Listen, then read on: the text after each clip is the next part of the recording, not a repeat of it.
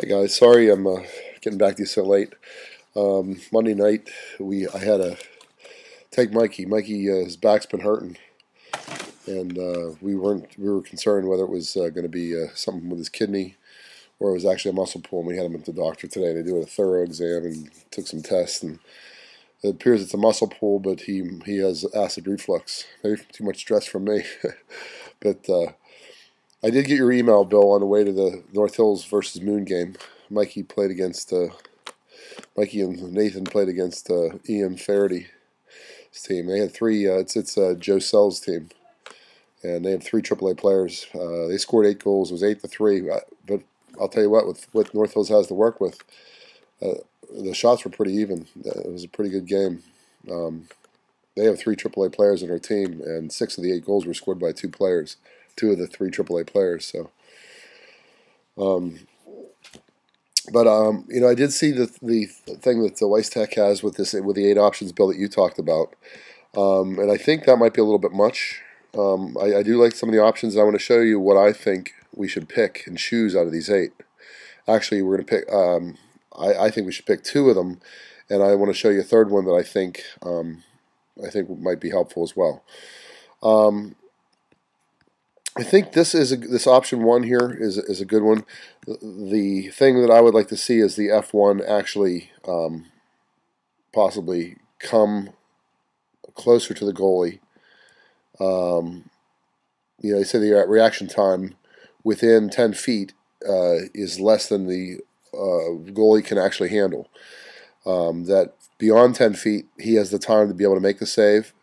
But if he makes a save within 10 feet, it's because of luck, that he doesn't really have the reaction time that can stop a directional puck. So I'd like to see us a little bit closer. I'd like to see him cut across his net here and get some movement out of the goalie left to right.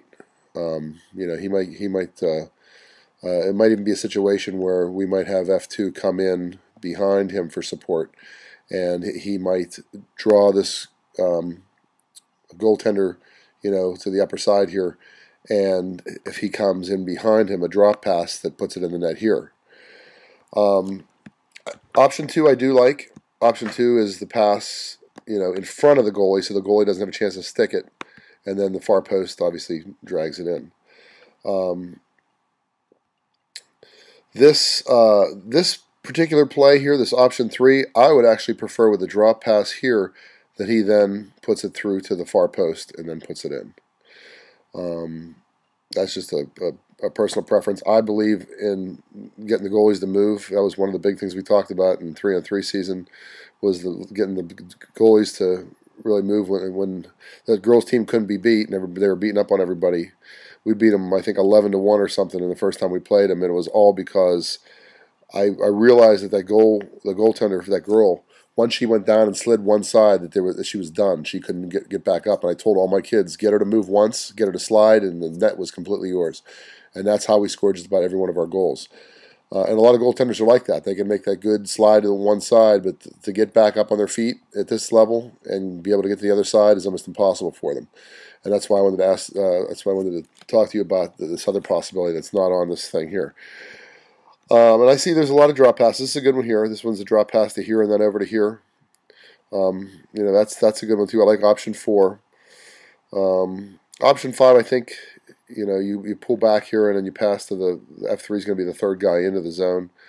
It's okay. That straight on stuff is good if the rebound pops out straight. A lot of times when you shoot sideways, the rebound goes off and goes out of the zone. So that can score. I'm looking at the best chances here, and I'm thinking no more than 3 things that we should do. So my suggestion is a modified version of 1, where he comes and he moves across the net, and F2 actually trails behind him, looking either for a drop pass. Like, he might shoot and get his own rebound, but I think F2, if he crosses the path, that's the backside support for that. That's a possibility of he gets this goalie to move because he thinks he's the only puck carrier this whole time. He moves over to the side, and this guy crosses behind him with a drop pass and puts it right in. I like option 2. Option 2 I think is a great option. And I want to show you for F3 what I have that's a little different. This is something that's similar to this, But F1 comes in and he sees that it's all blocked up in this area here. I should get a better pointer, shouldn't I? But he comes in here, he sees it's all blocked up here. And what happens is F2 goes beyond the net, behind the net. And F1 comes here and bounces a pass off the back. And he can either grab it and wrap it right in, or he can drop it back to F3, who's coming down in the slot. And then because this goaltender's so worried about the wraparound, he's going to be hugging this post tight. That drop pass right to F3, boom, goes in. That's my best suggestion for an offensive attack. I would say, the 8's great. We could always add, things to this. This is all based upon that attack triangle. But I just feel that, with 2 practices before a game, we're better off mastering something simple than we are trying to bite off more than we can chew. So again, 1, the modified version of 1, he gets to go across the goaltender. Gets him to move. F2 comes in behind him. And he can either shoot. If he feels that he has a lot of open net and gets movement, or he sees a 5-hole, he can shoot or he can drop. That's an option off option 1. That's pretty simple. F2, pretty simple. You're passing to the far post, and he's putting it in. That's a pretty common one. And like I said, the one that involves F3 comes in. F1 sees it's all jammed up here. He sees a lot of defenders, a lot of traffic. He comes behind the net, bounces a quick pass off to the F2 that's coming up here. Almost bounces it to the point of where he's picking it up right here, and he can either pop it in the net, or he can wrap it around himself if it's completely behind the net here, or once he pops it to F2, and F2 sees that the crowdedness here, that he drops it off to the slot and puts it in. F3 puts it in. That's my best suggestion, and I just wanted to see what you think.